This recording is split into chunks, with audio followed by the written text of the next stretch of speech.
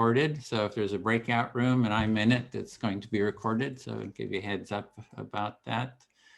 So welcome to our introduction to the Empathy Circle. This is our orientation call. I'm Edwin Rutch. I'm founder of the Center for Building a Culture of Empathy, and for about the past 14 years or so, I've been working on, trying to create a more empathic world. And our center does all kinds of different empathy building projects. One thing we do is have interviews. So interviewed hundreds of world experts on the topic of empathy. All those books there are all on empathy, those 3 rows of books. Yeah. And I've interviewed most of the authors there. And we also have a project called the Empathy Tent. Before the COVID, we would set it up and offer listening and empathy circle practice out on the street. And also we do training, and this is sort of the introduction to the training. We do something called the Empathy Circle practice. And I find the Empathy Circle practice sort of the best, sort of a gateway first step practice for learning and deepening your empathy skills. So, so that's pretty much, just sort of as a bit of an introduction, and we want to about me. And so we'd really like to hear, from you. Leona, would you like to sort of introduce yourself and maybe call on the others to introduce themselves? Now put the question in on here too. So welcome everyone. It's lovely to have you here. I'm Leona, and I'm based in Sydney, Australia. So it's your tomorrow afternoon and you're my yesterday, which is kind of strange. I'm really lucky to have become involved in empathy circles through Extinction Rebellion originally, and just have found them to be a profoundly supportive process personally, but also in community and in families. So I'd just really like to welcome you all here and hear a little bit about where you are and what makes you feel interested in empathy circles and becoming an empathy circle facilitator. So I'm just going to call out your name, if that's okay, and then get you to just say your name, where you're from, and why you're interested in facilitator training. So I might start with you, Mona, if that's okay. Yes, that's okay. Hi, I'm from yesterday. It's 11 p.m. now. So that's a past talking, I guess. My name is Mona. I'm from Egypt. I'm living now in Pittsburgh, Pennsylvania. I'm doing my master's degree in curriculum and instruction at Pitt University. This is my 3rd circle. So it's really helping me. The first circle was for the pandemic professor, but I really like the circle of the empathy, and I will go to the training. So it's I'm very pleased to be with the circle. Great, thank you. And that's fabulous. 3 circles is wonderful. And Faustina. Hi, I'm Faustina. I'm from the Philippines. And I heard about this training actually by joining an empathy circle in a conference that I joined. Right now, I'm actually a part of a youth-led organization in the Philippines, and there I've been trying to organize discussion groups, and I like the experience of the empathy circle, and I think it can work for our discussion groups, and I would love to help share this impulse to our participants. Thanks, Faustina. Welcome. And Catherine. Hi, I'm Catherine. I'm from Columbia, Missouri, And I go to college here. I go to the University of Missouri. And I have never been a part of an empathy circle before, but I'm excited to because it sounds good. And also I want to be a doctor. And so I think that empathy, it would be good if I can have some empathy and learn how to, Yeah, great. Well, welcome to your first circle. And Amanda. Hey everyone, my name is Amanda and I'm from California. It's my first circle, so I'd definitely like to learn more what it's about. And I want to learn more about empathy and provide empathy to those around me, especially during like these trying times. So yeah. Thank you, Amanda. Welcome. And Gloria. Yes, hello. I'm just trying to find a place to talk because there's people around me. This is my third time participating in Empathy Circle, and it will be fourth time if I'm counting the session I participated with Extinction Rebellion. Mm-hmm. I initially got to join Empathy Circle due to a program named Pandemic Professors, where we're tutoring kids who might not be able to get the help they need during the pandemic times. But I'm starting to get more engaged with the idea of empathy itself and how this opportunity can connect me to other people with different life experiences. So I guess that's why I'm here. Thank you, Gloria. Wonderful. And Magali, welcome.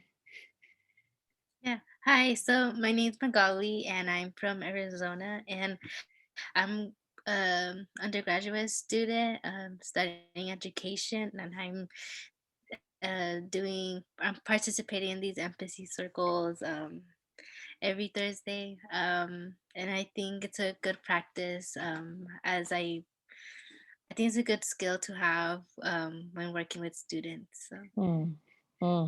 Thank you. Yes, definitely. And Josie, welcome. I'm Leona. I'm from Sydney, Australia. You can probably hear my accent. And I'm an Empathy Circle Facilitator and just doing the welcoming for today's cafe. And all we're doing at the moment, we've just been saying our name and where we're from and why we're interested in Empathy Circle Facilitator Training. So welcome. Perhaps you could go now. Yeah, hi everyone. My name is Josie. I am an undergraduate student at UC Berkeley, and I'm currently in SoCal. And I'm mainly here just for the I'm tutoring for the Pandemic Professors program. So kind of to get a little bit more grasp on like building empathy when I like begin working with like my students. Fabulous. Thanks, Josie. Sounds like a wonderful program. Perhaps I could hand back to Edwin. Okay, thanks, Leona. Great to see so many people from Pandemic Professors here. It's really exciting. I had forgotten I was going to show the outline of what we're going to do today. So I always forget something. So it's we're just doing the welcome participant introductions. Then we're going to be reviewing the training. I'm going to show you the training landing page and some stuff about it. We'll do a Q&A. You can speak if you have any questions. And then we're going to show how to do an empathy circle. And then we'll actually take part in one, and we'll have a full group debrief after that. So it's a little bit of our agenda. And let me bring up. So it's gonna, and I hope, I know some people have already seen this, a couple of times, so sorry about the repetition of it, but there's always new people, so we need to kind of go over this. So yeah, so I want to show you the course website, and I'll put the link in. You don't have to go there, but this is the link. And here we go. Let me bring that up.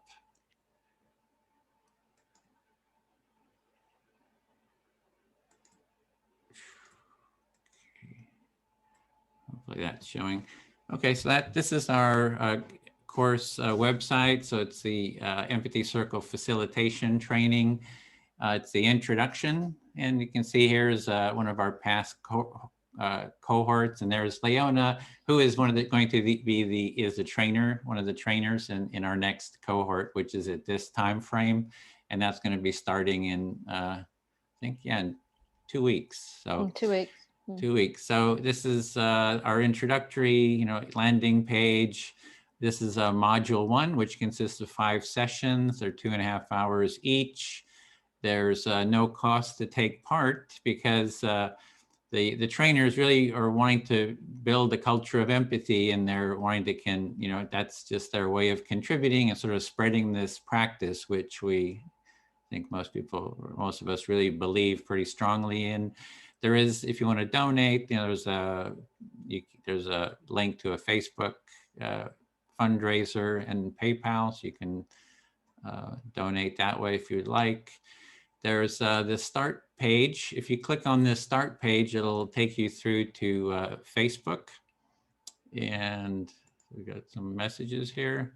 So this is our link to the Empathy Intro Cafes, which we're doing right now. You can see the dates. This is Thursday, which is our Thursday, so it's set for Pacific time. We have another one tomorrow, and that's going to be at 10 a.m. Pacific time. So if you go here, it'll translate into your local time. Maybe I'll just show you this. Let's see, this is at UC Berkeley. I think, Josie, you said you're at Berkeley, is that right? Yeah, so this is actually on the lawn at UC Berkeley. And we're working with actually one of the founders of Pandemic Professors. She started a course, a student-led course on empathy. And we took a bunch of our group, took our empathy tent. We set up the empathy tent there in Sproul Plaza, and people came by. We offered listening. We're doing Empathy Circle training with the students there. So that's a little bit of what we do with the empathy tent, take it out to public areas and offer listening. So you can go there. If you kind of scroll down, you'll see the discussion area, and there's all kinds of posts, like this video will end up there, and there's other videos and all kinds of different conversations and so forth. So you can go through and check that out. So going back to our course website, to take part in the training, it's required that you've taken part in at least 2 empathy circles as a prerequisite, just so that you have, before you start wanting to facilitate, it's good just to be a participant. So this is your chance to, get some experience with the process, see how it works, just see if there's any questions you have about it. There is the link here to upcoming empathy circles. I heard somebody mention XR. So XR is the Extinction Rebellion. There's a bunch of empathy circles being held with them. Plus we do these orientation cafes, and so and then other people hold different circles around. And also you can hold an empathy circle to meet the 2 circle requirement. You can hold one yourself, just have the instructions, get your family or friends together, and you can, that counts as having done an empathy circle, but you got to go for like, hour and a half or 2 hours. The next is the time commitment for the course. It's 5 sessions, 2.5 hours each. We do in between the sessions. So each week, 2.5 hours. And then between sessions, you do an empathy buddy call, which is a half an hour where you speak with, you're matched up with someone in the training, and you speak for them for 15 minutes. They give you empathic reflection, and then you switch roles. And we ask that you kind of do that for kind of building community and kind of learning the circle process and for mutual support. And also we have the other requirement is to try to do an empathy circle between the weeks. So That's the other requirement, but if you can't make it, that's fine. So it's not a hard requirement, just that you try to do that, take part in one, try to put one together. And then the training path, what we're starting to do, we used to have these trainings at different times. We have one training, then the next. We are now setting these up so where the trainings will be ongoing. So you can join us for 5 sessions. And then you can take the next training. The next one will start right after at the same time frame. And you can become a trainee, which you'll learn how to actually give the training yourself. So some people are like taking the training once or twice, then they become a trainee for 1 time or 2 or 3 times till they feel comfortable with being a trainer, and then they kind of move into the trainer role. So we're going to be setting up a training specifically for pandemic professors starting in March 13th. And we're really hoping to get a whole cohort of pandemic professors to take the training and then, take it several times so you can bring the training in-house there with pandemic professors. So, and here you can see, here's the signups. If you scroll down, you can see the sign up page. You can see this is the one that's running right now. That cohort is full. We usually have about 21 people, 21, 22 people per cohort. And they usually fill fairly quickly, and there's usually a wait list. And then the next one that Leona is going to be training is the cohort 11. And these are the times, that's this time slot. And then if you click, if you scroll down, there'll be an application. So you'll click through and it'll bring up this application. So we just ask some information about you. We want to be sure that you can make all the meeting dates that you've seen. There's some introductory videos. Want to be sure you've seen those before taking the training. And so you fill out that application. Then we have the actual, that's our cohort 5. And this is our modules. So each of the sessions, there's a session in brief. You can kind of scroll through here and see, kind of get an outline of what the sessions are.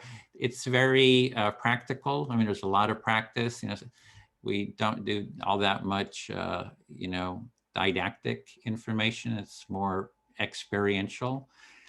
And then we have session 5, and you keep scrolling through, and there's just some links here to some of the different sections of the training. We talk about a culture of empathy, the how-to, about how to create a support. We try to create a kind of a community of support. So if you want to hold circles, you'll have facilitators you can check with, etc. It's kind of challenges that you can address, and you keep going through, and there's just a bunch of reference links to some of our different resources on empathy. And, you can go through the side and kind of poke around here and see more about the training there. So that's kind of a whirlwind, just sort of a broad overview of the training. So I guess just if you have any questions, I'm curious, anybody wanting to take the training, just wondering if you're just doing the pandemic professor's requirement to this one circle, or who's wanting to take the training? Gloria, Mona? What I heard from pandemic professors was that only 1 session was required and we could attend more to get training. Is the training they're talking about the same training you're talking about right now? It is. We just agreed with, been emailing back and forth with Alyssa, she's a co-founder, and we're starting a 5-session training specifically for pandemic professors. So pandemic professor, participants are going to have preference in that cohort. So we'll have room for, I think, like 14 or 15. So you're welcome, to take part in that. It'll be at 10 a.m. Pacific time. So I don't know how that, on Saturdays. So any other comments, questions? Okay. Any comments, Leona? Is having done the training, giving the training? Okay. I mean, I just, at the start of engagement with empathy circles, it can feel quite overwhelming.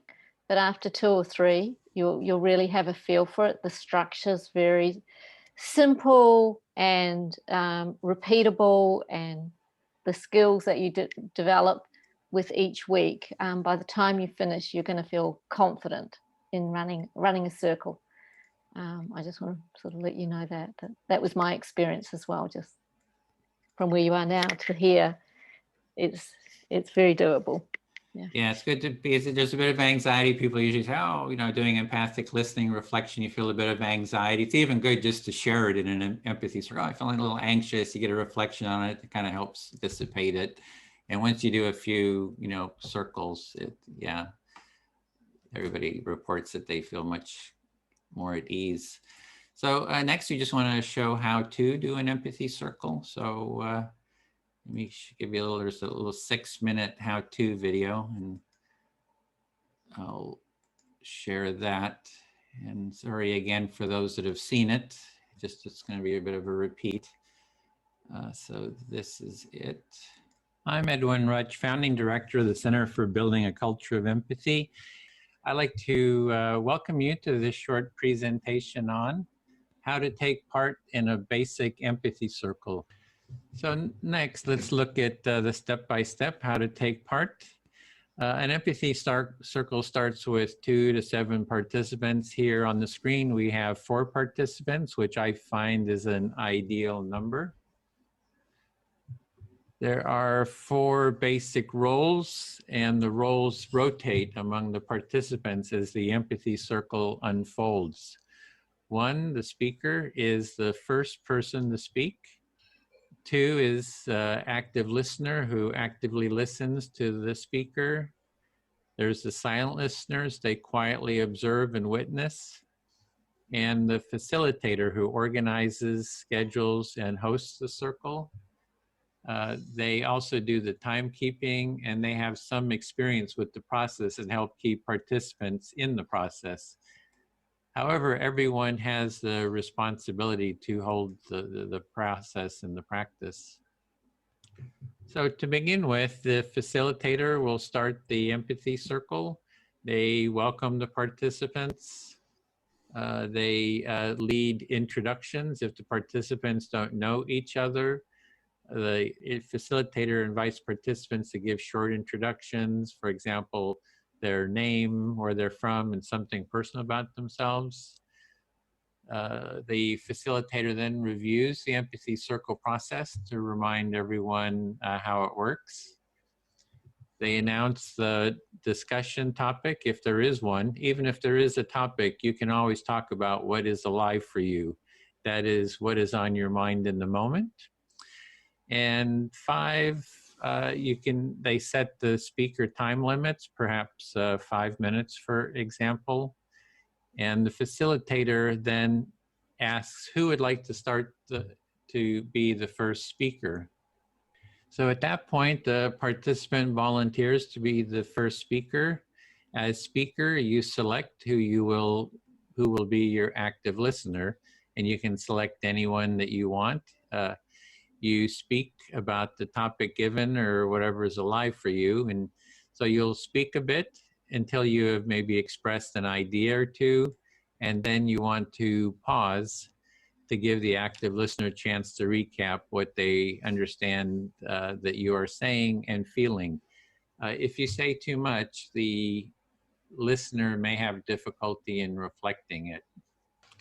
As the active listener, you are listening to the speaker to get an understanding of what they're saying and what is important to them.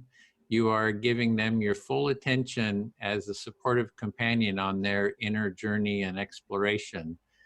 When the speaker pauses, you recap your understanding of what they said and how they feel by reflecting the essence of that in your own words. You can summarize, paraphrase, or even say the speaker's words back to them. Even though you may have a strong impulse to respond with your own ideas, judgments, analysis, advice, and sympathy, or even questions, resist the impulse to do so because these common responses block the speaker from moving along their internal journey. You'll be able to say whatever you want when it is your turn to be the speaker. If you don't reflect the understanding to the speaker's satisfaction, they can always say it again. Then as speaker, you check, do you feel understood to your satisfaction? If you do not feel understood, you can say it again, perhaps in different words. If you do feel understood, continue sharing. Again, after speaking a bit, pause to give your active listener a chance to recap their understanding of what you said. As the active listener, you again share your understanding of what the speaker said and meant.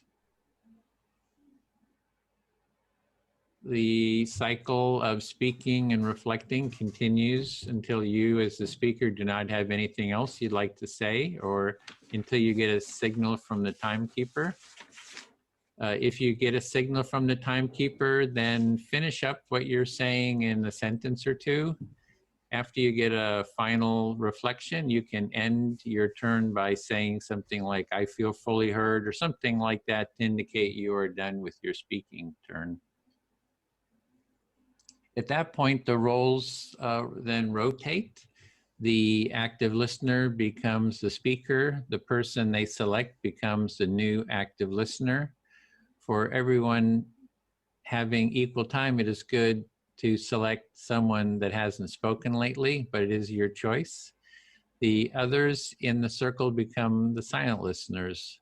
This process of taking turns in speaking and active listening continues for whatever time is allotted for the empathy circle. And this was just a very short introduction. The best way to learn the practice is taking part and doing it. There is more in-depth material on taking part in an empathy circle and facilitating one at empathycircle.com. Thank you for listening. Okay, so that is the overview, and let me put in our topic. We're going to go into empathy into the circles now. We'll have two circles. I'll lead one and Leona will hold the other one.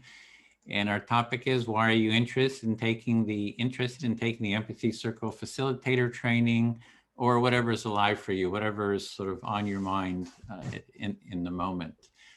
And for time, we have about an hour and 15 minutes for the circle. And then I'll close it and we'll come back here and have a short debrief. Okay, any questions? We're all set, Leona? Does that sound good? Okay, here we go into our rooms.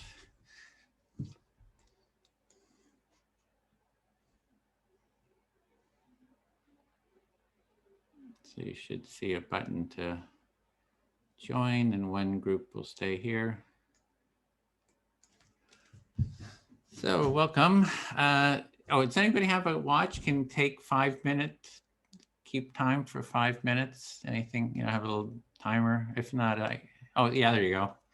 So great. Yeah, so just kind of wave it when the 5 minutes is up, and at that point, whoever is speaking, you kind of want to wrap up, get your final reflection. And just to model the practice, I can be the first listener who would like to start, and I'm listening. And again, the question is, why do you want to do the training? Or if you don't, just why don't you? Or whatever's going on for you, anything you'd like to share. I don't like to listen. I was going to listen to just the model. Oh, you're going to listening. listen first? Yeah, I'll listen to model it. So if you want to be the first speaker. Sure. Okay, I'm listening. I initially got to join Empathy Circle due to Pandemic Professor's introduction, but I genuinely became more interested in Empathy Circle itself because of the positive impact that it placed on me, because I was able to meet a lot of people with different perspectives, but with a common goal to just listen to one another and try to understand each other. Okay, so I'm hearing that you first got started with the Empathy Circle because it was sort of an assignment for pandemic professors, but you really liked it, and you liked that you get to be together with people who have this common goal of learning to listen more deeply, and so start appreciating the benefits. Yeah. Well, even when they told us we are required to, it didn't really feel like an assignment because I was genuinely interested in the idea of empathy even before they mentioned it, because I think it's a very valuable idea, especially during the time when we're very disconnected with one another, and it's very easy to make an enemy out of each other due to our differences in our opinion. So I was just curious what this empathy circle has to offer me, and it ended up being a very positive one. So I guess that's why I'm staying here. Yeah, so it was an assignment you had to take part, but then you really appreciated it, and then that's why you're staying here, is you're just starting to appreciate the practice, and yeah. Yeah. Well, for the first two sessions, the positive side was definitely bigger, but since the last one, I started to feel like I was starting to notice that I actually get a bit tired or drained after the sessions, after focusing so much on what other people have to say and trying to deliberately deliver my opinion so that this person could understand my point clearly. So, yeah, it just reminded me that to listen and to communicate with other people, I need some time to organize my thoughts and have the time for myself too. Yeah, so you've been through the experience of the empathy circle, you're feeling it. Hey, it makes me kind of tired. I feel tired because I got to organize my thoughts. I got to concentrate to listen. So you're just sort of noticing that Yeah, feeling. but sorry, Go but ahead. definitely it's not a bad feeling because it's giving me some practice of how to talk with other people more effectively, and it's really teaching me how to stay quiet, stay quiet and just focus on what this person has to say instead of what I think about this person's opinion. And I think I needed that a lot. So you're really needing to focus and listen to someone on where they are, instead of just kind of only share your opinion. Or Right, yeah. And I feel like it will be a little bit less tiring as I practice it continually, because it might be due to the fact that I'm focusing so much, but the fact that I have to focus and put effort in trying to listen to other people just tells me how much I haven't done that as much as I should have before. So, yeah. yeah, so you're thinking, oh, if I do this, the more I do it, the less kind of difficult it'll be, tiring it'll be, and you haven't really had this sort of focus before, so that's kind of maybe is one of the causes, and maybe kind of the more you do it, the easier it'll become. Yeah, so I'm looking forward to what the future empathy circles will, how it's going to make me into a better person and a better communicator overall. And I hope that I could use the experience I accumulated through empathy circle in real life, maybe in my club or when I'm holding a meeting or anything, because we kind of need it nowadays and probably even after the pandemic. Yeah, so you're really saying that just being able to listen to people, have this empathy, is really something that's needed, and so you're seeing that it'll be a sort of a benefit to you just in your life. Are you looking at the time, Mona, or? Yeah, it's 20 seconds. 20 seconds. Okay, I'll leave my last comment. I appreciate all the opportunities that you are creating for us, and I think this is a very valuable opportunity, and I hope that I can utilize it well. Yeah, so hearing some gratitude for creating this, and that hope that you can make the most of it, use it well. Thank you. I feel very heard. Great. Faustina, Do I choose? It's my turn now. I select who I speak to. So to Faustina, can I speak to you? Okay. Yes. Okay. Yeah, I'm so glad that so many people are here from Pandemic Professors. I hope we can get a whole training cohort together with people from there. You just want to reflect that back. Oh yeah, so you're glad to have so many people from Pandemic Professors, and you'd like to um have the cohort with them. Yeah. And I don't know if people they're going to actually want to do 5 weeks, because this, as I understand it, was an assignment. So you had to kind of show up for one circle. I don't know how that's going to work with doing 5 sessions. That's quite a commitment. So I'm kind of curious how that, how that works. So you understand that this their attendance was an assignment at first. So you're actually curious if the participants from the pandemic professors would commit to the whole 5-session module. Mm-hmm. Yeah, and what Gloria was saying about feeling tired when you first do the circle is because you got to kind of listen, really focus, and then focus to reflect to. That's very common. It's sort of a different way of thinking, of being, and it does create that sort of tiredness. And it does take a bit of time, and it starts to get sort of familiar with it, and it becomes easier and easier. You don't have that same tiredness. Also, from what you've heard from Gloria, you understand that this experience of becoming tired while listening to what other people have to say, but then it is something that you'll get the hang of the more you do it. Yeah. Yeah. The one thing we're pretty excited that so many young people are here, because I wish I had learned this like in grammar school, just simple empathy listening. You know, if we would have had like empathy circles like in grammar school, and kind of, because this is just like a first little step, because you learn this, and it takes a while to really get good at it, but you can become a really good conflict mediator. You can get good at people who are in distress, you know, listening to them. So that healing aspect that you have from counseling, and this practice is sort of at the foundation of that, of the healing and the mediation. So you're actually excited to see so many young people join this initiative, and it's something that you wish you had when you were in school, this learning about empathy, and that learning it early can actually lead to opportunities in the field of healing and mediating. Yeah, but even more, the benefit is you just learn in your relationships, right? How to have more constructive, positive, you know, healthy relationships. So that's kind of like the biggest benefit for me would have been. So I'm hearing that like a big benefit for you is that learning about empathy can just really affect your relationships in your life and help you with that. Yeah, I feel fully heard. Thank you. Oh, so do I now pick? Okay. Now it's your turn to select whoever you wish. Okay. Josie. Yeah. Yeah. Okay.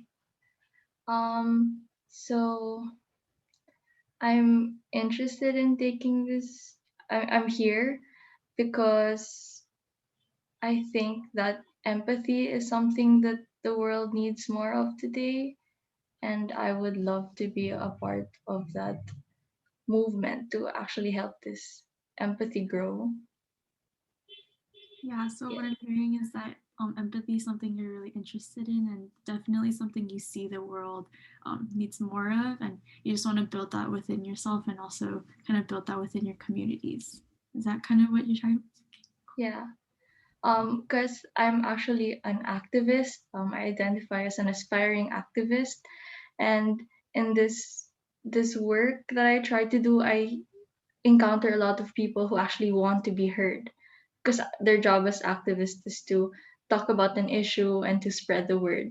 But then in this environment of people just wanting to be heard, not enough people, I think, are willing to listen to each other. And I think that's where um, an activity like this, an empathy circle, can really help. Yeah, that's really cool. So yeah, you're an activist, and within like your activist community, you see that one thing that's really lacking is being heard, because everyone wants to be heard. But what's lacking is that there aren't listeners. So you're hoping to kind of bring that to your like activism and your other communities. Yeah. And I think also being heard can empower more people who don't really see themselves in as who don't see themselves in positions to do anything about the things they care about. I think being heard can empower people to do something about what they care about. And also when people are heard, I think, yeah, you also want to hear other people. So this exchange is something I really want to um I want to bring it out into the world, especially during this time where people don't get to connect, especially in person, that connecting to other people is so difficult. Yeah, so you're kind of seeing being heard as something that can be empowering. And from that, it's going to be obviously like a really great big force, especially within like the internet, like online presence that we're kind of in right now. Sorry, how much time do I have?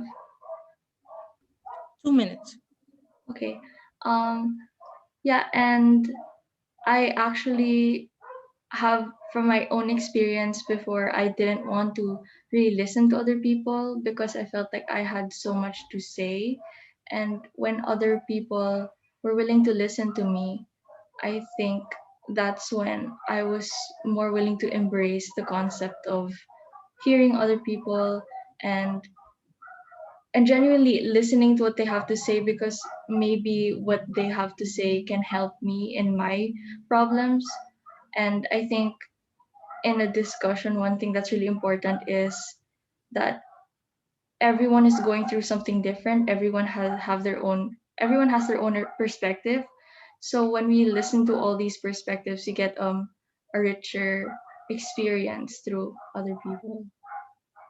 Yeah, so kind of drawing on like your own personal experience, you've experienced like not really wanting to listen, even though like you obviously have a lot of things to say, but you're seeing how fruitful listening can be and how that can really like bring up and like enrich your also like your community too. Yeah, and also I just want to add that this actually right now I'm feeling a bit anxious. Just it's weird for me to be listened to so formally. So I just also wanted to share that I'm kind of not uncomfortable. It's just a very new experience for me, and so Yeah, yeah. like even right now you're kind of reflecting that this is like really new and kind of different from what you're like used to, but you're kind of open to like this new experience.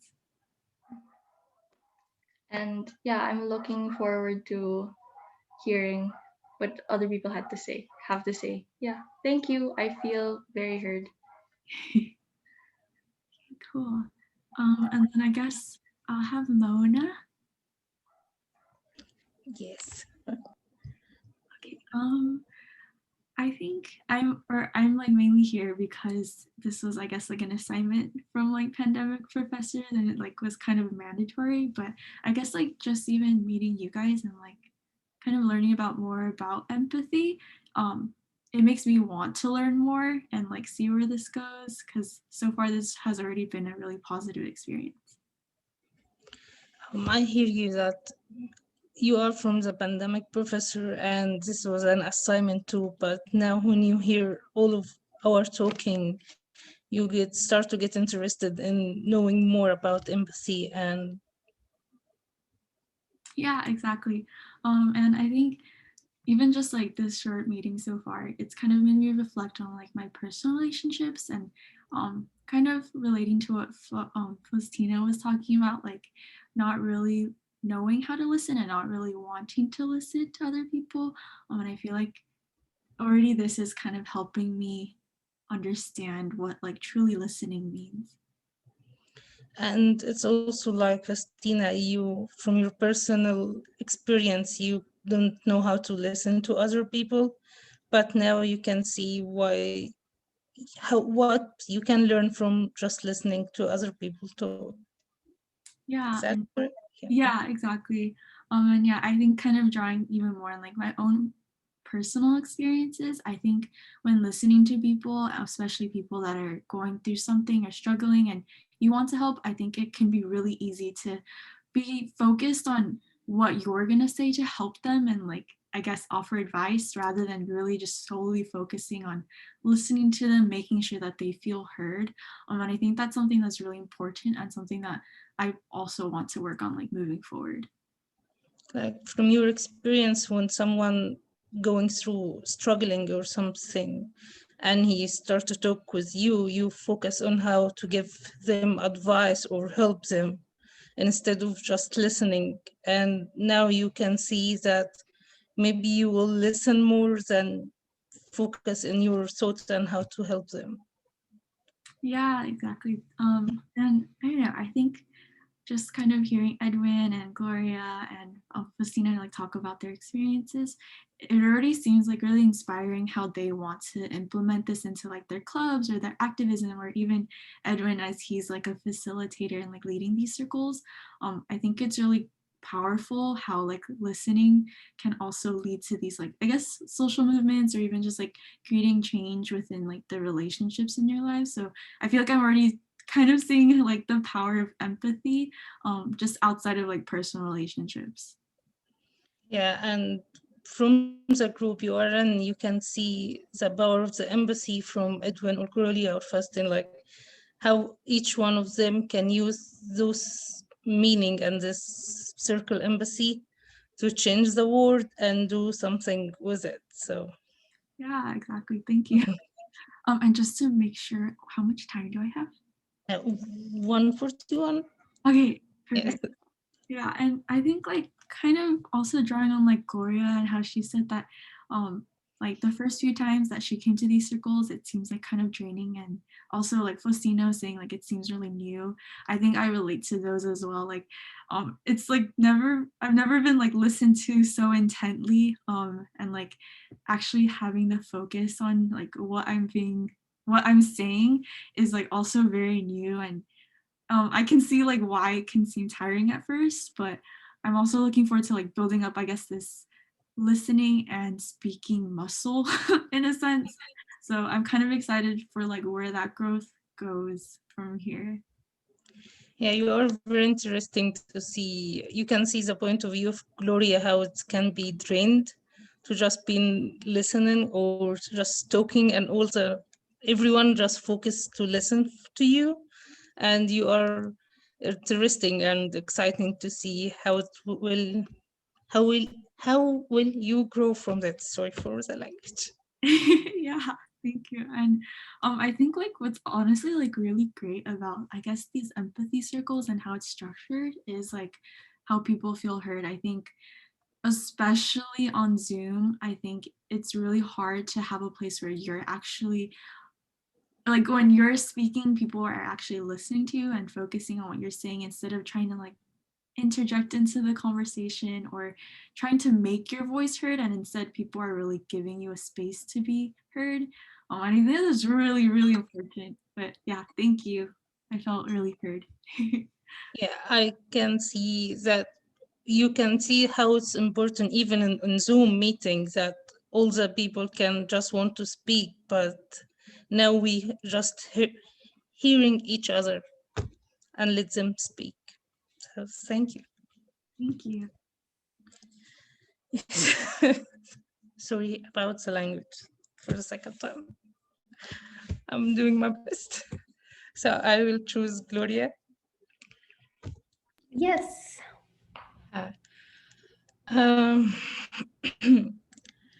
I start in the beginning. I was starting like I have twins, so it was online, first grade online, and I was helping them a lot in school. So I was thinking about other people who don't have this, like with their grandparents or their families working, and they do not have anyone to support them at home.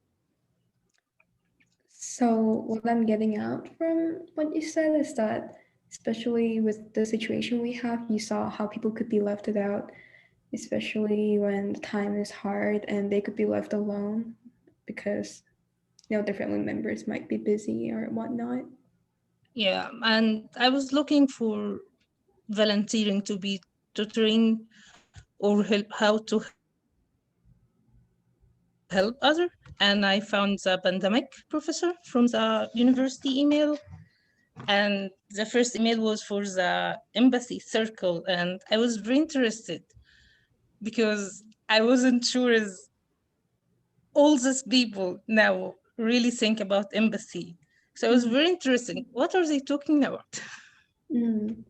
So what you thought about how people could be left out during pandemic led you to apply for pandemic professors, which led you to join the Empathy Circle. And before you joined the Empathy Circle, you're curious how all these people were approaching this empathy, how they're approaching this value.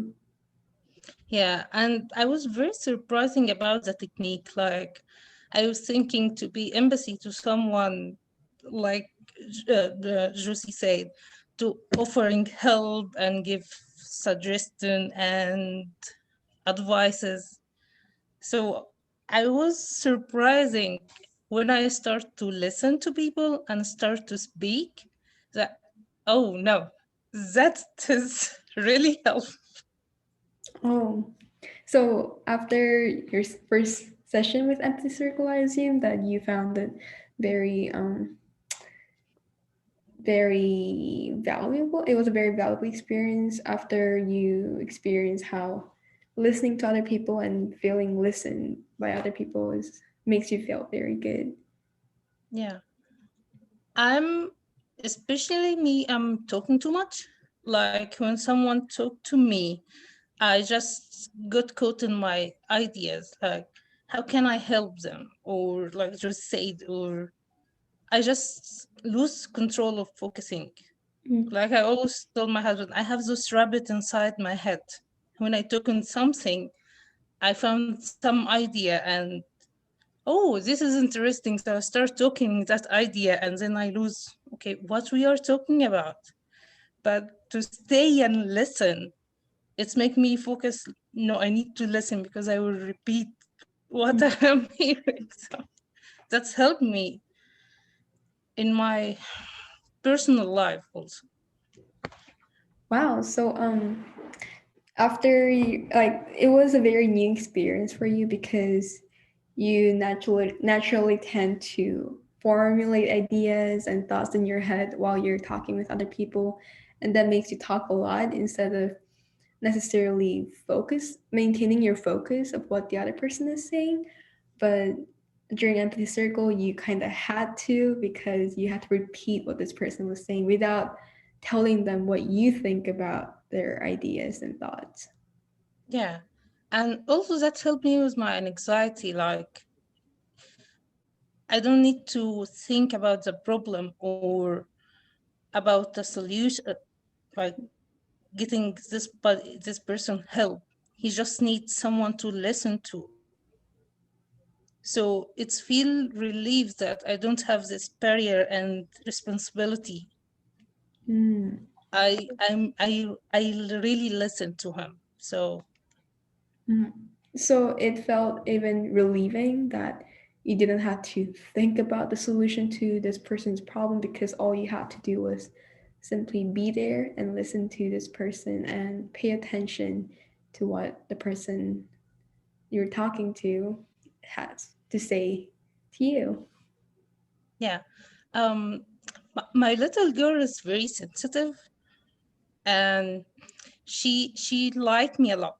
Like we are the same person, talk to each other. But when I start the Empathy Circle, I start to do the Empathy Circle with my kids and my husband when I start to talk with. And I feel like now, after like 2 or 3 weeks now doing that, she starts to be more calm. Her thoughts start to be more calm. She can talk without me telling her orders or tell her what to do. I'm just sitting here, listen to her feeling and thought. And I really saw how much she become better in just 3 weeks.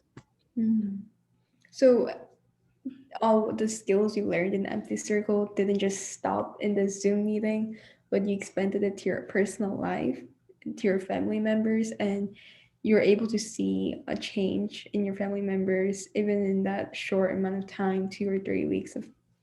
And yeah, and you thought it was amazing. Yeah, thank you. I really fully heard. Thank you. Thank you.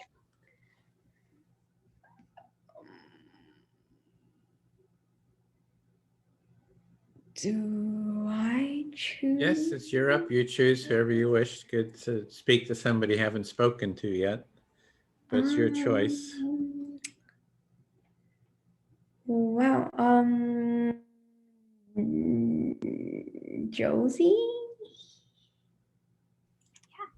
I'm ready to listen. Sorry, I need to think about what I should talk about.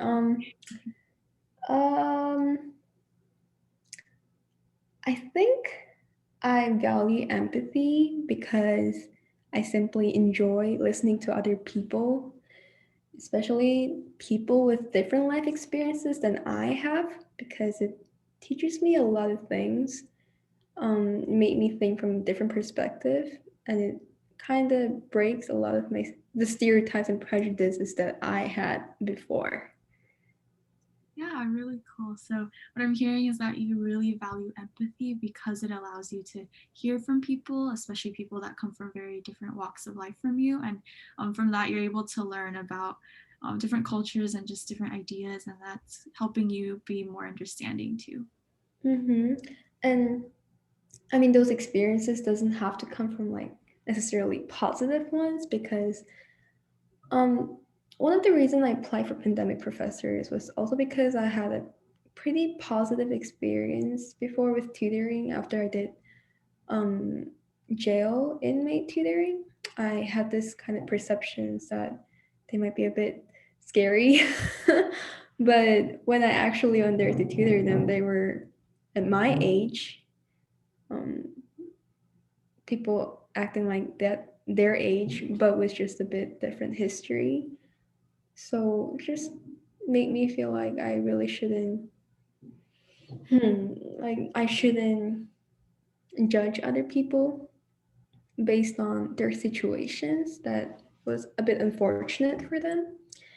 And yeah, I think that's the really beginning point for empathy. And I wanted to widen that up to other people in my personal relationship in life. Yeah, so what I'm hearing is that you've really been able to see empathy as a very valuable tool, especially with meeting people that may have come from, I guess, like quote unquote, like negative walks of life, and being able to understand them and like break down those walls of prejudice that you might have had before. And you're seeing that really like, I guess, like manifest in your life and other relationships. Yeah, because I find myself to fall in the trap of judging very easily. My I think this is what Asian kids relate to a lot, because my parents had a very high standard for me, and I feel like I brought that into my own personal life and my thoughts too. And I always had this high standards for myself, even moral things. But just meeting more people, talking with them, just taught me that's really a form of pride. And having an empathetical attitude when conversing with people with more life experiences or different life experiences just taught me a lot of things about who I am as a person, and what things I can do, whether that would be a positive thing or negative things. It just makes me more humble and creates a better attitude in myself, a learning attitude or a growth mindset in myself. Yeah. Very nice. Yeah. So I guess like empathy also helps you kind of understand yourself better, and like kind of learn about where like you may find yourself like being humbled, and like what areas of your life are different from others. And yeah.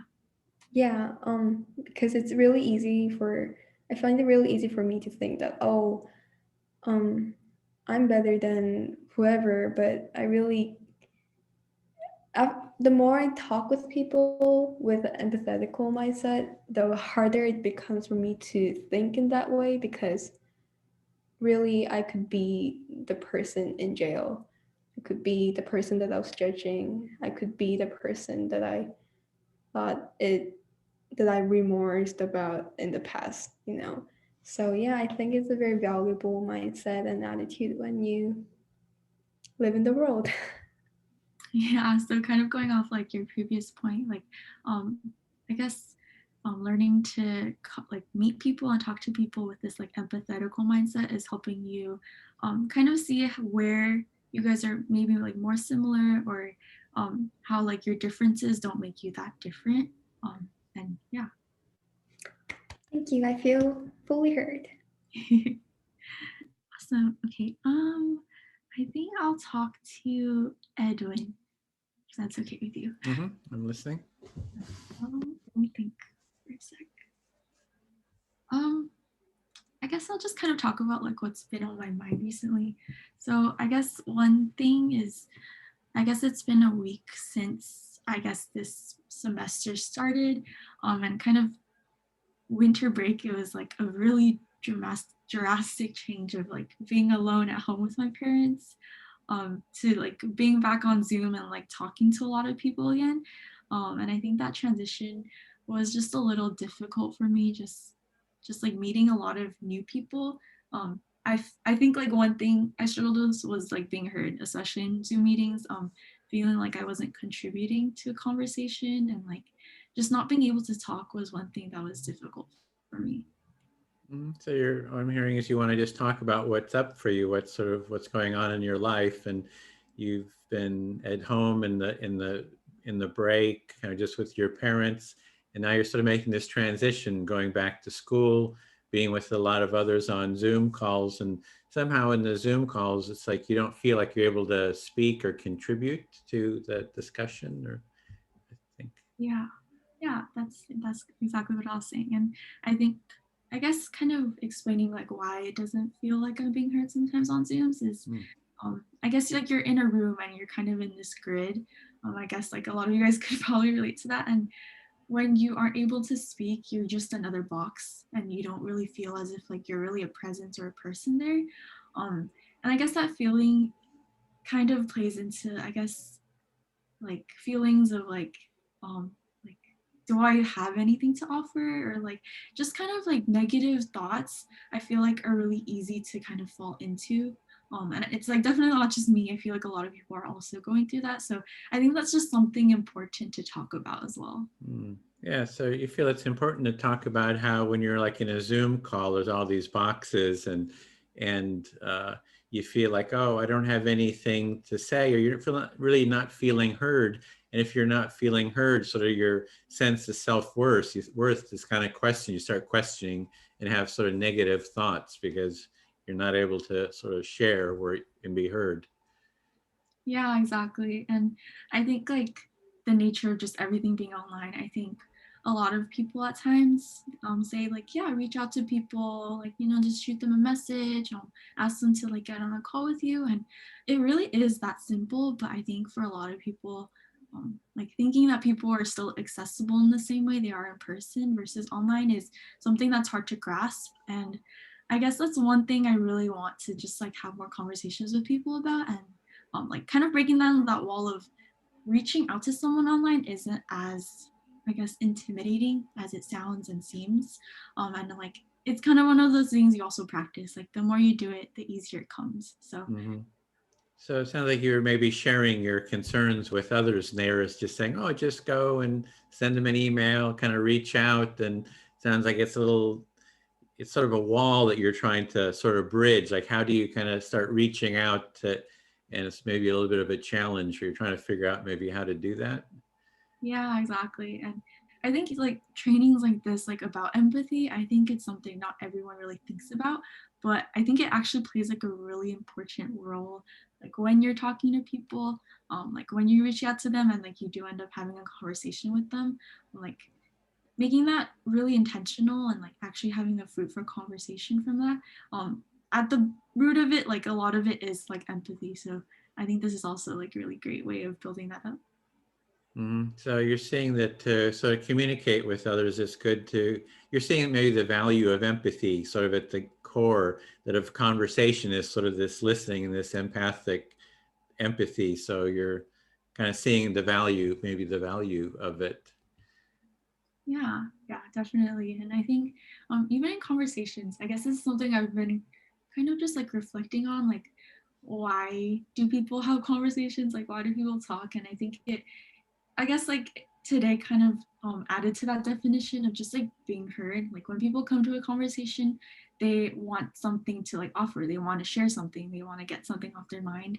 But at the same time, they also like should be doing that same for the other person because that's how the other person would also want. So I guess like I like didn't even realize like clicking right now, but I guess like a question I've been like thinking about, I got like part of an answer for it today, and that's just like how a conversation at the core of it is like wanting to be heard. So each person wants to do it for the other person. Yeah, so you're kind of like wondering why is conversation important, and what I'm hearing is that it's that you see the importance of sort of being heard, and then in a conversation you're both being heard. So you're kind of helping each other by hearing each other and kind of seeing the benefits. Maybe that's why conversations are important. Thank you. I feel fully understood. Okay, good. Thanks. So I guess I speak to Faustina again. I'm here. Yeah, I'm really enjoying this conversation. So it's great to be here with you, just to hear sort of the perspective of, your age group, so usually I'm with like, older people. So just to, sense your creative, inquisitive, way of being is just a real pleasure. So kind of grateful for you being here. So you're actually used to having older participants, and so you're now enjoying hearing the perspectives of our age group. Yeah, even though I have nephews and nieces, like I have 5-year-old nephew and 7-year-old, niece, 5-year-old niece, 7-year-old nephew. And, when I would go and visit before, the COVID, they would get in a fight with each other. And I would say, oh, what do we do? We have to have an empathy circle to talk about it. And I would listen to one, do this empathic listening. And then, what's going on? Why, what they're saying, I'm really angry, what he's doing, he's beating me up. And then I would listen and reflect back. And then with my nephew as well, she asked for it, and I'd reflect back. I then kind of go back, and then I'd get them to do empathic listening with each other, and then kind of to work out the problem. Yeah, so it can be done with like 5-year-olds, I find.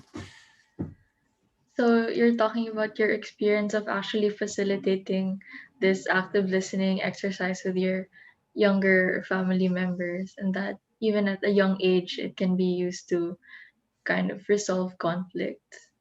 Yeah, and my niece, who's 5 years old, she says, I like empathy circles, let's do it again. It's like she because it's her brother can't beat her up, right? Because his older brother always gets to beat up the younger sister, so she gets to talk to him and kind of work out the problem. So she was really appreciating that. So yeah, so that, again, it's the point I was making. If we'd been teaching this in the schools, that's like almost kindergarten on. The whole world would be a different place, so yeah. So with your experience with your niece and nephew, she actually saw that, that conflict can be resolved by talking and not like with the physical altercation. And so if these empathy circles were actually studied in school from a younger age, the world would look much different. Yeah, it would be a practice, that they're actually practicing. We have one group team is working on empathy in the schools. Like, how do we bring it into the schools? How do you get students to do it? How do you get teachers to do it? Teachers and students, maybe starting the class with a short empathy circle, where everybody kind of gets heard, I think. Yeah. So there's actually a team already working on how this practice can be implemented in schools. Yeah, and also I just did an interview with someone from Cambridge University. So she was studying empathy and how in the schools and how it relates to creativity. And she was just saying one of the benefits to begin with was just when students felt heard and understood, they kind of learned better, so it really helped with their sense of self-worth and learning. And so that was one of the big benefits she saw. So from a recent interview you had with someone from Cambridge University, she actually talked about how empathy and like this practice correlates to creativity, and that it's been observed that when practiced, that students actually have developed self-worth. And Mm-hmm. yeah. Yeah, when the teacher's able to listen, deeply to the students, that was what was helping with the sort of the self-worth, and they're able to feel more important, and it creates a space in them to have more creative ideas too. So because if you're less stressed, I think it's just you feel less stressed. Oh, my time. Yeah, so like when students actually are listened to, it can help them learn better, and they're put in this more positive environment, and it's less stressful for them. Yeah, I feel heard. Thank you. Okay. Mona, can you listen? Yes, of course. Okay. So yeah, I just also wanted to share that I've always considered myself pretty shy as a person, but recently I started to try newer things, and one of those things is actually facilitating my own weekly discussion group. So you are usually a shy person, but now you try to doing other things and start your own discussion group and facilitate it. Yeah. And so one of the biggest takeaways from that experience, because our first cycle has just finished, and a big takeaway for that is it excited me to learn something, and I was kind of telling myself that it's okay if I think I mess up. What matters is that I learned from it. But then something else, I was also worried though that even though I'm enjoying my learning experience, I felt bad that maybe the others weren't having such a good experience. So you finish your first cycle and you feel like you make some mistakes, but you are happy that you are learning from them, but you are worried about if other people don't have the same happy experience as you. Yeah, so now I'm realizing actually I was kind of putting too much pressure on myself, because I thought that just to learn means to do something that I've never done before. But really, I could have. I don't think that it was fair that I didn't let myself have such a good experience, because I was afraid of um how the other participants would feel, because I'm seeing that, as a facilitator, actually a big part of it is really listening and um taking in the atmosphere of the conversation in the group. So, and now you have like this kind of regret that you put all this responsibility and guilt on you. And in regardless, you can just be happy with this experience. And now you can see like the facilitator can be into the atmosphere of the circle and going with it, and you was just putting so much pressure on yourself. Yeah, and I think now what I really want to work on is getting out of my own head that, you know, to be really present, I really have to be listening to the other people, and that I spend so much time on my own, that in a group setting, it's not really the time to be in a constant spiral of my own thoughts, that it's very important to really just listen to what other people have to say, and not planning all the time what I'm going to say in response. That sometimes it's just important to be present and to listen. And now you will try to get out of your mind and try to listen more, not planning of the response. You will respond to the other people and just listen to them and start a new habit to do it. Is that correct? Yeah, yeah, it's amazing. That's it for now. Thank you. I feel fully heard. No, thank you.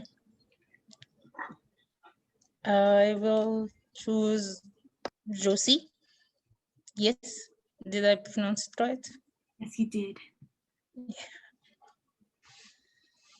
So,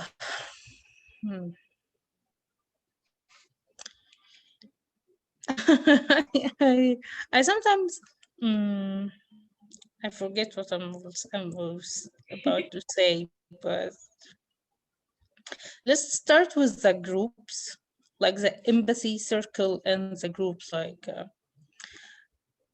I started my master degree, and I was very interested in get engaged in the community because I'm a math teacher and I'm doing my master degree in curriculum and instruction. And I really hope to have, in the beginning, I would just want to have like to how to build a math curriculum that be as my teaching experience. We play outside from the classroom, we do plays, we make story and make believe with my elementary student. And then I discover that we need also to be culture based, to make the curriculum culture based.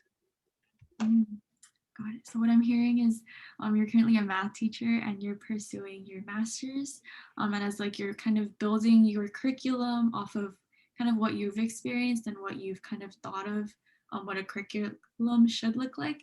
You've kind of come to the realization that culture should be a really big part of that as well, and like kind of also like empathy and like listening to people.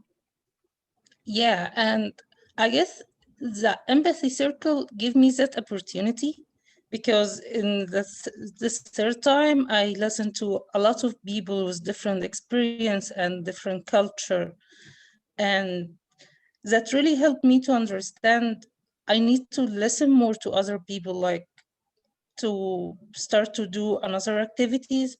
And I went to this activity for the indigenous at the university, and it fascinated me how all those people doing research and volunteering to just relive a culture that people ignore.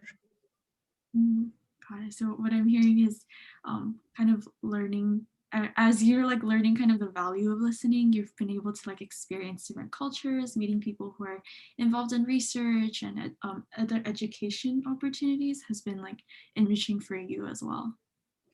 Yeah, as Edwin mentioned, like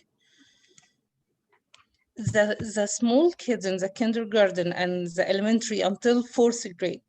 After 4th grade, they start a new level. I have this student in 4th grade, and after 1 year, when they come to school as 5th grader, they totally different person.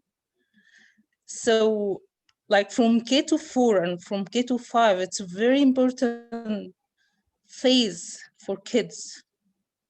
And maybe that's why I was playing with them to teach math. And I'm now trying to teach my children their culture and their history, and at the same time to be proud of that during their studying here in America and doing their culture as American also.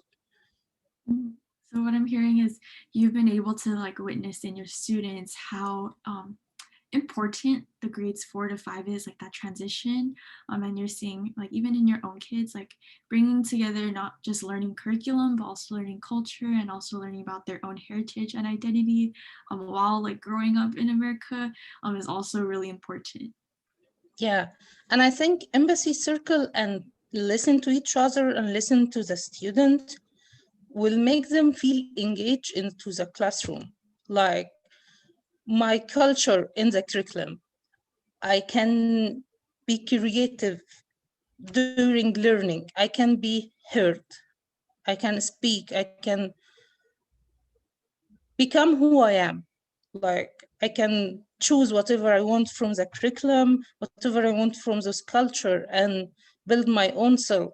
So when I engage in the real world, like after college and anything, it will not be too late. I will have like my identity, my base to start working from it.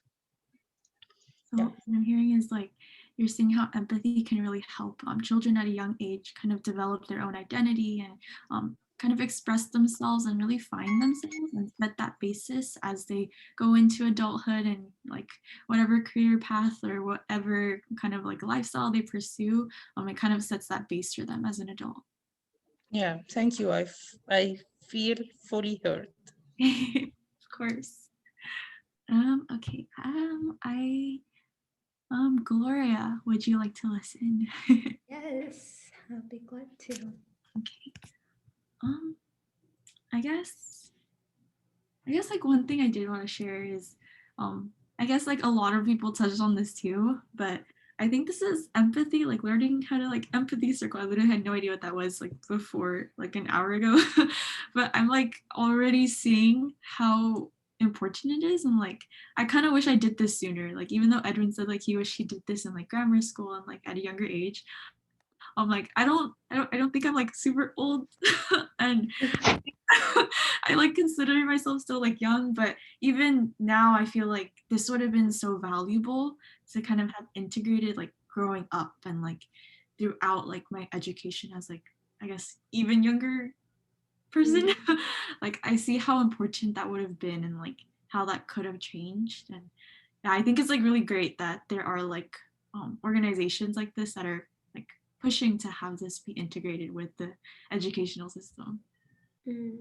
So what I'm getting at is that although you consider yourself a young person, you wish that you had an opportunity to be engaged in this sort of activity earlier in your life because you find it a very valuable experience, especially after you started engaging in this empathy circle with all of us.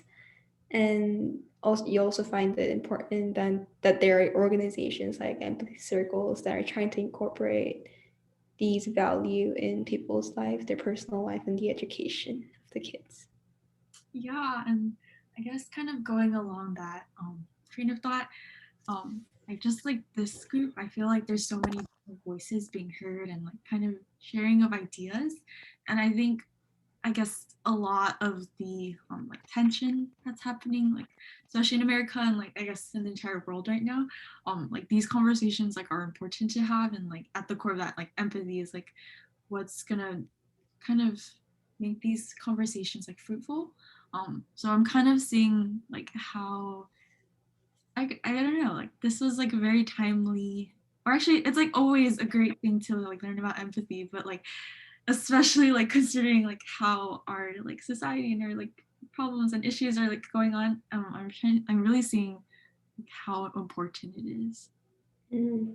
So although empathy would have been a very important idea for even in the past too, but you find it even more important nowadays, especially because of the political climate and everything that's going on with us nowadays, because you think people needs to be heard a bit more and it needs the opportunity to be listened.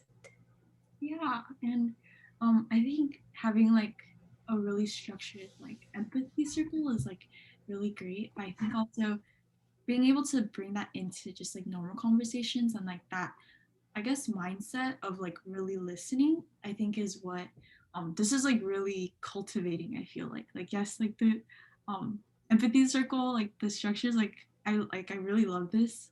I really like this space and like what it's created, and I think like the most or like the biggest thing that I take away from it is like that mindset of like I guess like even active listening, even if you aren't like specifically like reiterating what someone's saying, but just like that mindset is like something that like I'm gonna take away from this.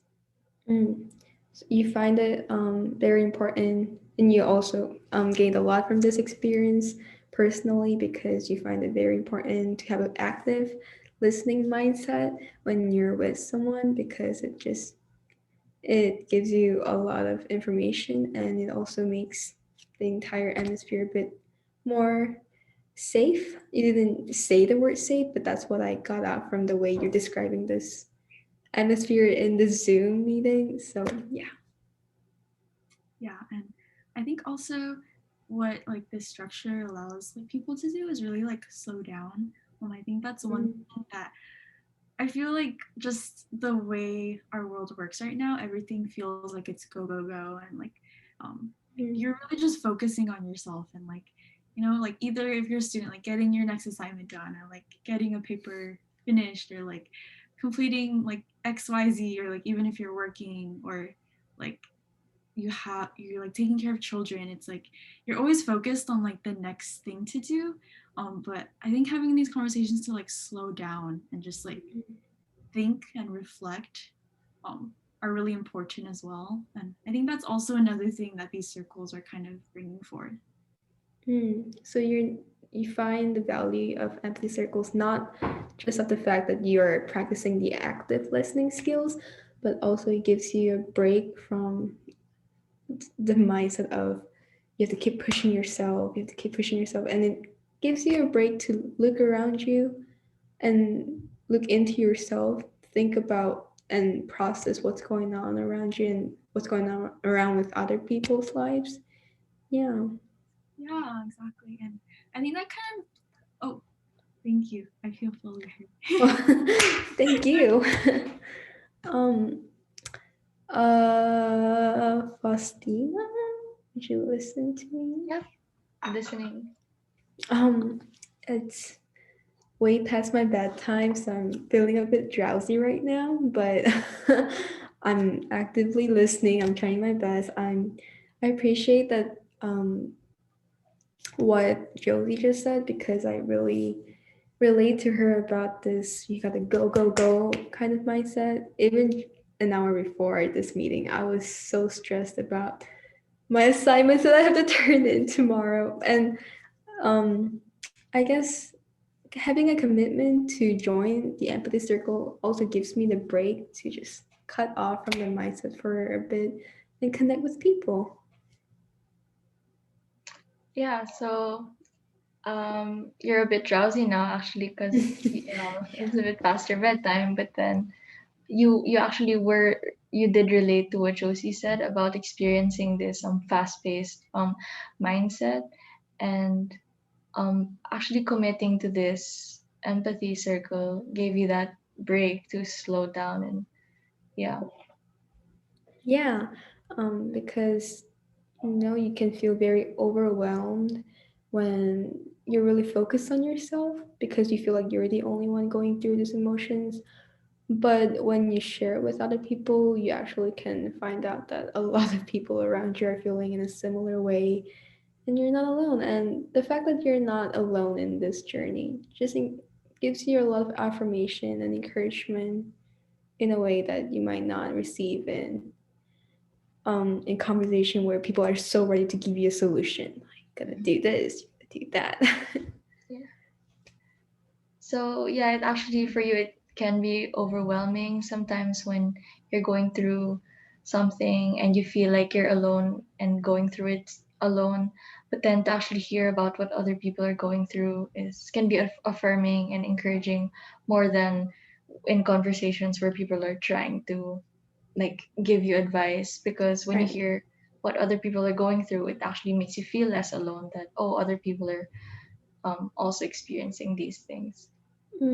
Because I find that it's not really the pain you're experiencing in your experience that's actually giving you the hard time, but it's really how the people you rely on respond to your pain.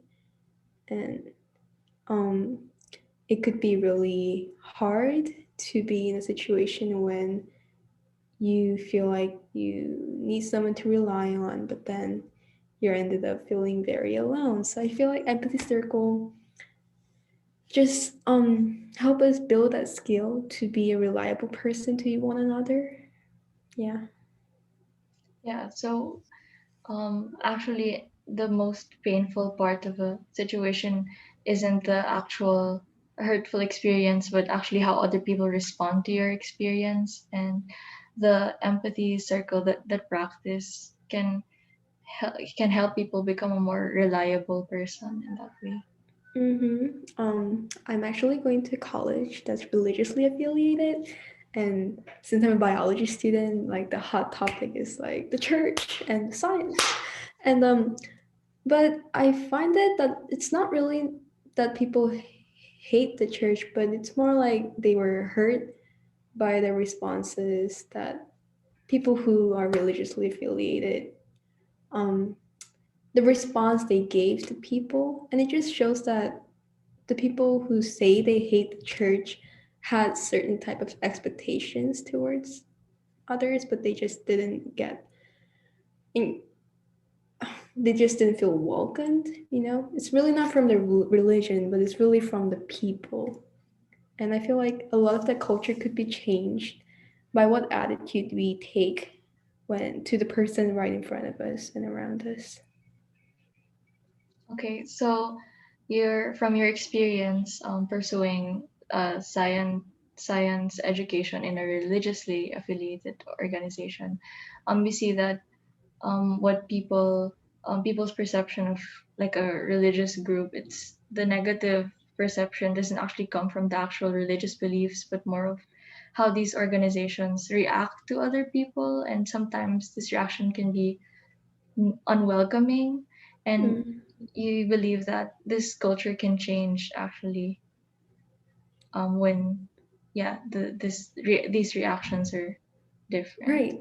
Yeah. Oh, thank you. I feel fully heard. Great. um yeah, I'd like to speak to you, Gloria, because I haven't. I'll be happy to. um Wait, hold on. Yeah, take your time. Yeah, I think I've also experienced something similar. Also being a student of a religious school, that sometimes you're dealing with all these perceptions, and when you actually take the time to pause and look at the situation, you understand that so much conflict can be resolved if people just look past their biases, right? And that if like two people who don't really see eye to eye, if they just had a conversation where they talk things out, that can actually resolve so much rather than just them deciding to be upset at each other. So you find more value. You also find a similar value because of our experiences of being in a religious school, that a lot of what we deal with in this culture could be changed the way that we listen to other people and how we empathize to each other. Yeah, and then so after that, my experience with this religious school actually, for the rest of like for a bigger part of my education, I was in a pretty progressive and open-minded school, and I was surrounded by people who not necessarily agreed with me, but they were open and willing to hear me out. And so now I'm actually wondering what it would be like if I interacted with more close-minded people, because for so many situations, I just decided it's not worth it, that it's Mm. not a healthy thing to interact with close-minded people. It will just upset me. But then now I'm actually wondering, how can I reach out to these people, who aren't so willing to listen? So what would it actually be like if I decided to maybe for once hear them out? So although you went to religious school, they had a pretty they were pretty open-minded about different opinions, and when you were trying to express yourself, they were attentive to you, and that experience made you think maybe I should approach the other people that I wasn't approaching before, just because you were kind of intimidated maybe a bit of how they react to you, but just kind of that good experience just encouraged you to maybe step out from your comfort zone a bit. Yeah. Oh, just like to clarify, it was actually a different school. I moved schools from like a Oh, really oh, oh, strict school. oh, Yeah. I see. But yeah, so like now I'm wondering, um I see these like political figures and they stand for everything that I don't like about the world. But I'm wondering what would it actually be like if I try to have like an empathy circle with them. If I try to listen to what they have to say and what it might be like if they actually tried to hear what I say. Yeah. Mm. So what I'm getting out is that this empathy circle or this conversation are making you open your mind to more possibilities of maybe you could hold one empathy circle by yourself with people that you want to communicate with and open, or maybe even setting bridge between people Mhm. and yourself to other people too. Yeah.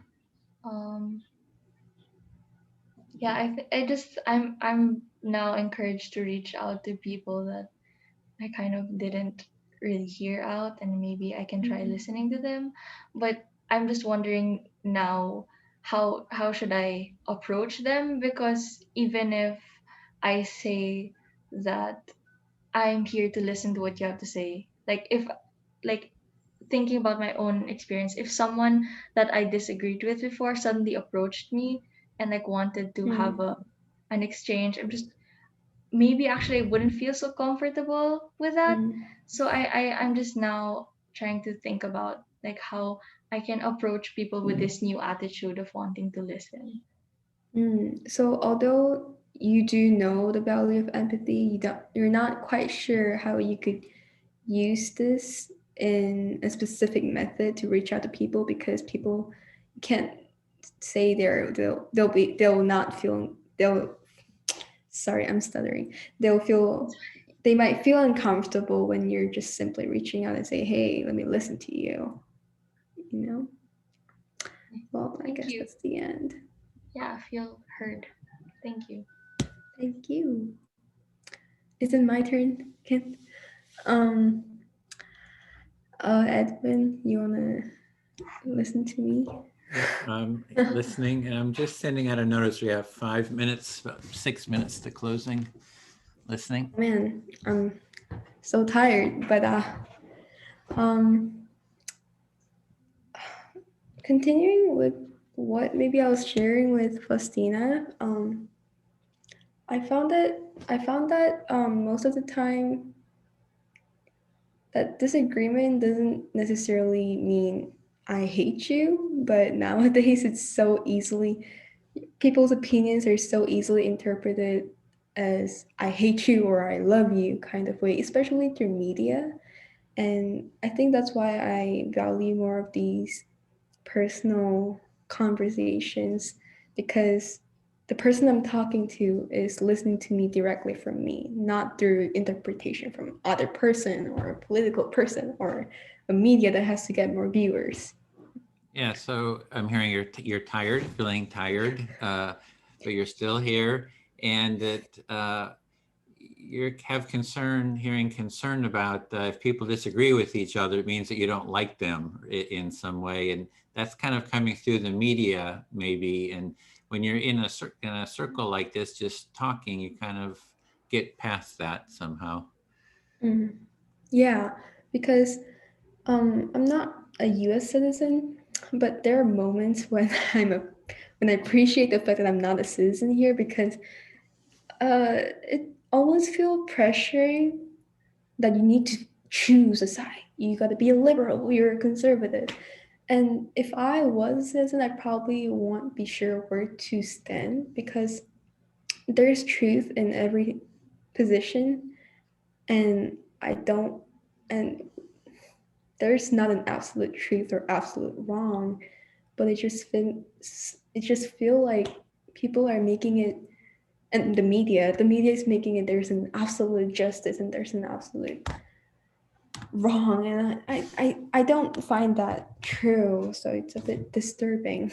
Yeah, so I'm hearing some frustration, just feeling disturbed by you're living here in the United States, but you're not a citizen. And you're seeing that here in the culture is sort of a right or wrong or one side or the other side. And you don't see life being that way. It's kind of like more complicated than that, and just feeling maybe some frustration about living in sort of an environment like that. Yeah, just like what I shared with Josie, like I think all person has the good and bad inside of them. And because we are the one who's running the society, of course, every political action will involve some kind of good and bad. And just I don't feel comfortable in saying I'm a liberal person to, say that I support my friends. I support my friends, but political stance would be a totally separate thing from those things. And I hope people could be a bit more open. But at the same time, I feel like they are very close because they were very hurt to make the decision to close their mind, maybe. Yeah. Yeah, so So it's hard. you're not wanting to have to choose one or the other, and you wish it wasn't that way, that people weren't so emphatic, but you have some understanding of maybe why they're that way, and you feel that maybe they were hurt in some way, and that's kind of causing that. So you're trying to have some understanding for Right. for them. Yeah. Because just like the church example, it's because I also had a frustration with the church. But if I reflect on my frustration, it wasn't really about the church, but it was really about the people I met at church that disturbed me and hurt me, maybe. Yeah, so it just all these personal experiences just only emphasize the need for empathy and the necessity to relate to each other and hear really where this person is coming from, not just their action or their words that you hear at that moment. So you're relating it to your experience with the church. Maybe the organization itself wasn't the negative part. It was like how people were interacting with each other was the negative aspect of it. And if there'd been maybe more empathy, people hearing each other, that would have been maybe a solution to maybe the pain that people are sort of feeling. Yeah. Thank you. I feel fully heard. Okay, great. Well, we have about 1 minute. Is there any questions or comments about the empathy, the circle, or anything before we go to the main room? About the facilitation? Yeah, okay, good. Well, that was a very delightful conversation. So thank you for sharing. I thoroughly enjoyed it and got some good insights. Thank you. Thank you. Oh, drinks. Drinks. Okay, well, let me close the rooms then. We'll be coming back in a second here. So I think Mona and Faustina, you both signed up for the training, right? Is that? Yeah. Oh, great. Yeah. I'm so glad you're. Yeah, I'm looking forward. Yeah. Start. Leona is one of the main trainers, so she's very experienced. So. Can't wait. I'll give you the link too for the pandemic professors one. I'm not sure if they're going to make an assignment or No, they I said guess they send an or not. email. I guess they send an email if you want to attend it. You need they to have did? three sessions. Oh, okay. And to write what is the time do you have for it. But I didn't receive anything after that. Like I write the times, but I didn't receive anything. Yeah, we made just 2 sessions now, and they were trying to figure out the times that worked. Yeah. Okay, well, welcome back, everyone. So we just spend a few minutes here just getting feedback. I don't know, Leona, do you want to call on people, get feedback? And I'll put the question in the chat here. Sure.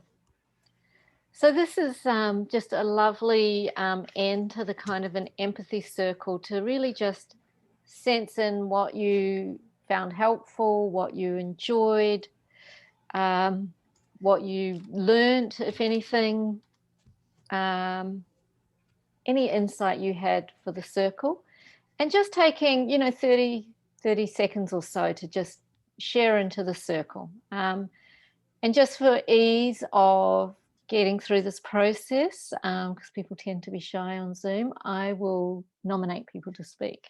So this time I'm going to start with Gloria. Would you like to share first? Yes, today's session definitely felt a bit different compared to the previous ones because I was more awake in those sessions. I felt just a bit disconnected sometimes, but I was hanging there. It was very delightful to hear from fellow pandemic professors, tutors, and also from Faustina and Edwin, because someone was from Mona was from Egypt, Faustina was from Philippines. It's just very nice to hear from people from other countries and backgrounds. Yeah. Yeah. Thank you, Gloria. I'm glad it's not you were able to stay awake. It's hard when you do these at bedtime or in the middle of the night. Faustina, how was today for you? What did you learn? It was just so great to hear from other people. And what I found really interesting actually is having such a such a simple but somewhat strict like format of conversation. I thought it would feel restricting, but it actually was a bit liberating, which kind of pressured me at some point, like, okay, I have to focus like on what I'm actually saying because someone is actually listening to me. And so that was refreshing, and I'm just looking forward to participating in more of these activities and looking forward to hearing from more people. Thank you. And thank you for that reflection that when we know someone's really listening, we do pay more attention to what we're saying. Yeah, fabulous. And Catherine, how about for you today? I definitely agree with that. I also found that because I knew that people were actually listening to me, I was really thinking about what I was saying. And at first it was pretty difficult for me to think of things to say because I was so nervous because I knew that people were listening, but it got easier as we went on. Thanks, Catherine. And Mona, how was it for you today? It always surprised me, like every time I spoke to people, it's always surprised me about their stories, their background, what they are dreaming or their reason. And it's very lightening to hear from other people and to really listen and really hear, like she said, it's very make you connected. It's connecting you to other people. And each time I have a circle, the next day it will be more earlier than that. I found myself doing my homework better, or my reading, or start to do the thing in the day differently, like speak differently, listen differently for other people. It's really helped me dealing with everything going on, because I know that there will be a time that I will be surrounded by people who are there to listen, and I'm there to just listen and be part of their life for 2 hours, but we'll be really part for each other. So that's very fascinating. Yeah. Thank you, Mona. It's a really lovely reflection that it really helps you do the things in your life that you need to do. And then you start to look forward to your next circle, to just have that space to really be heard and to listen to others and to connect. Thank you. Amanda, how was today for you? Any learnings or insights? So coming into the circle, I was definitely a little stressed per se and nervous because I was like, what am I going to say to them? But definitely after 1 or 2 rounds, I got the gist that this was such a safe place to say what we want to speak and also listen to others. And now I definitely feel more relieved and peaceful. So thank you. And I really look forward to another session. Thank you, Amanda. Yeah. And Magali, how was it for you for your second circle? Yeah, it was fun. It's quite different from the first circle I've done. But one thing I've learned from this is the way we speak when we're like when responding back to the speaker is that I feel like I tend to like listen or like truly listen if I respond much lower than I would speak. If that makes sense. I don't know.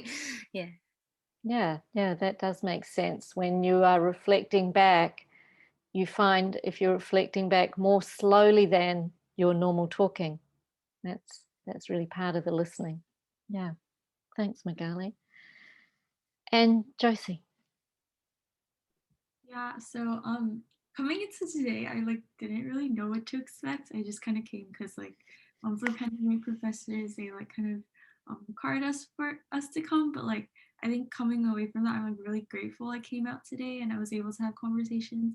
I think one quick thing I was like sharing was just I've been like reflecting on like what it means to have like conversations with people and like what it means to talk to people. And I think at the core of it, one of the things is being heard.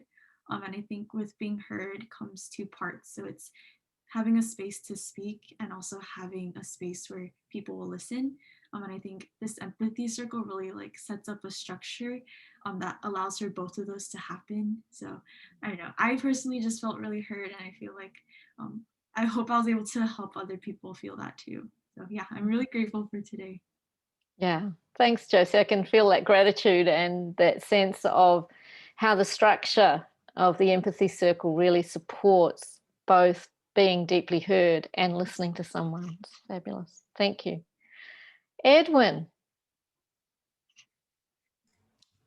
Yeah, it was a very delightful empathy circle. I was sort of sitting with the term mindset and sort of way of being, that we're creating sort of a type, an empathic way of being. And just kind of reinforces for me that we need sort of that culture that where this way of being is sort of normal in the culture. And that's really what I'm working on, what the training and the circle is working towards, really sort of that cultural shift. Yeah.